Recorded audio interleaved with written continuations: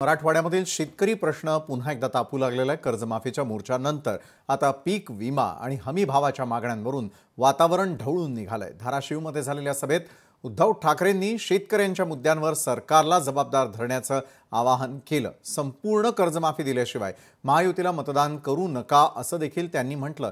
तसंच प्रधानमंत्री फसल योजनेवरही हल्लाबोल करत या योजनेअंतर्गत नावासारखंच शेतकरी फसलात असं वक्तव्य केलेलं आहे। ठाकरे यांनी शेतमालाला हमीभाव न मिळेपर्यंत मतदान टाळण्याचं आवाहन केलंय आणि कार्यकर्त्यांना शेतकऱ्यांसाठी संघर्ष उभा करण्याच्या सूचनाही दिल्यात। सोबतच आम्हाला तुमचे खोके नकोत, आम्हाला घामाचे पैसे द्या असा टोलाही ठाकरेंनी सरकारला लगावलाय। त्यानंतर सरकारकडून बावनकुळेंनीही त्यांना जोरदार प्रत्युत्तर दिलंय।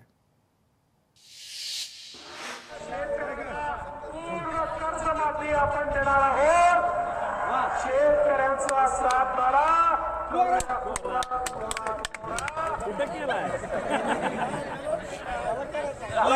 नाही नाही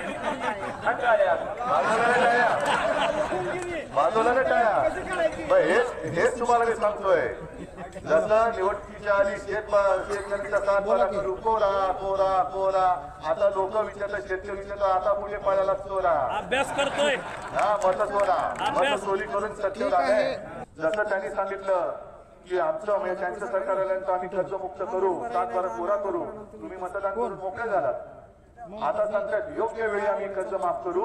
आता तुम्ही त्यांना सांगायचं जोपर्यंत आमचं कर्ज माफ होत नाही तोपर्यंत आम्ही महायुतीला मत घेत नाही।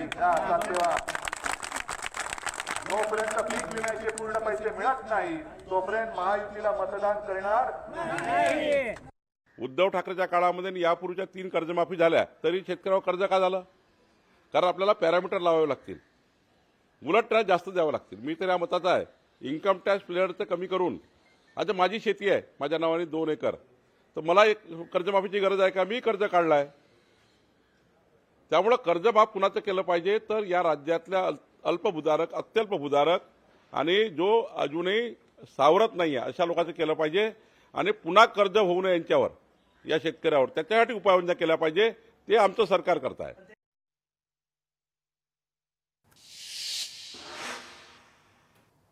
तर स्वतः उद्धव ठाकरे हे मराठवाड्याच्या दौऱ्यावरती सध्याच्या घडीला पाहायला मिळतात। मात्र त्यांचा हा दौरा सुरू होण्याआधीपासून हा दौरा मुळामध्ये चर्चेचा विषय ठरलेला होता आणि सत्ताधाऱ्यांनी त्यांच्यावरती थेट टीका करत आता मतांचा जोगवा मागण्यासाठी तुम्ही शेतकऱ्यांच्या बांधावर जाताय का? एका बाजूला स्थानिक स्वराज्य संस्थांच्या निवडणुकांसंदर्भातला संपूर्ण कार्यक्रम जाहीर झाल्यानंतर मात्र हा दौरा का, असा थेट सवालही अनेक वेळेला विचारण्यात आलेला होता। मात्र हा प्रश्न विचारल्यानंतरही हा पूर्वनियोजित दौरा असल्याचं ठाकरेंच्या शिवसेनेकडून स्पष्ट करण्यात आलं। मात्र अनेक ठिकाणी या दौऱ्यासंदर्भातल्या बातम्या आपल्या समोर येताना दिसत आहेत। काही ठिकाणी काही अप्रिय घटना देखील घडल्याचं पाहायला मिळालेलं होतं। अनेकांना त्या ठिकाणी आपला राग व्यक्त करताना देखील आपण पाहिलेलं होतं।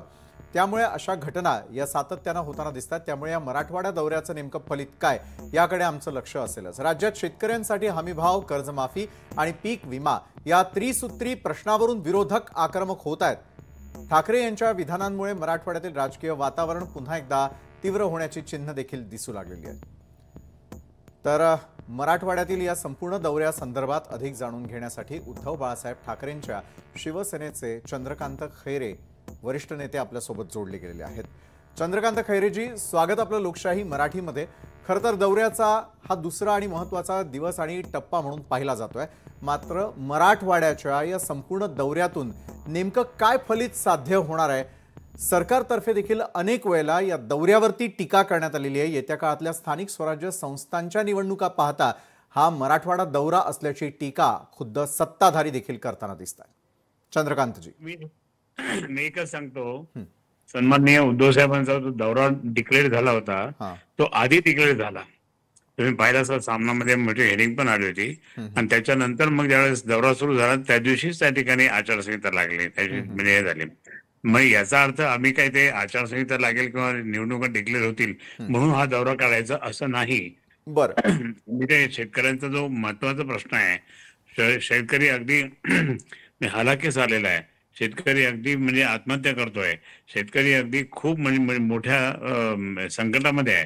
तर अशा वेळेस त्या ठिकाणी शेतकऱ्यांच्या बरोबर चर्चा करून काय झालं, तुम्हाला काही काय मिळाली का नाही, काही मदत मिळाली का नाही, काय दिलं सरकारने तुम्हाला, तुमचं आता इतकं नुकसान झालेलं आहे, पीक पाणी गेलं, पीक विमा पण नाही, काहीच नाही, कुठे नाही, काय मिळालं, हे सगळं विचारण्यासाठी त्याने माननीय उद्धव साहेब त्या ठिकाणी स्वतः आले आणि तेही संवाद साधला.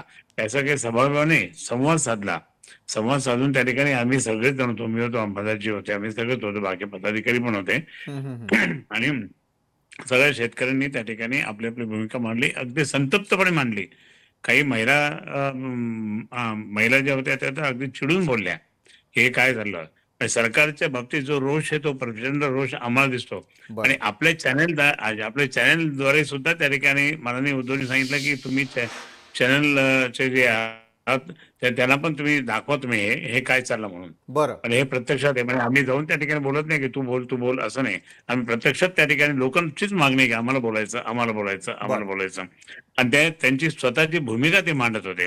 त्यांना जो त्रास होत होता या सगळ्या अवकाळीमुळे तो त्रास, काहीच मदत मिळाली नाही. संपूर्ण ते जमीन त्याने खरडून गेलेली आहे आणि त्याच्यानंतर कोणतंही काही फॅसिलिटी नसताना कोणी अधिकारी पण नाही गे, कोणी तिथले पालकमंत्री गेले, कुठे काही कोणी गेले नाही. त्याच्यामुळे त्या ठिकाणी तो राग त्यांचा खूप मोठा होता आणि म्हणून माननीय उद्धवजी गेल्यामुळे आणि उद्धवजींनी मागच्या वेळी जे काही मुख्यमंत्री असताना जी मदत केली ते लोकच म्हणाले तुम्ही आम्हाला मदत केली, परंतु आता मात्र हे कोणीच मदत करत नाही, हे पण सांगतात.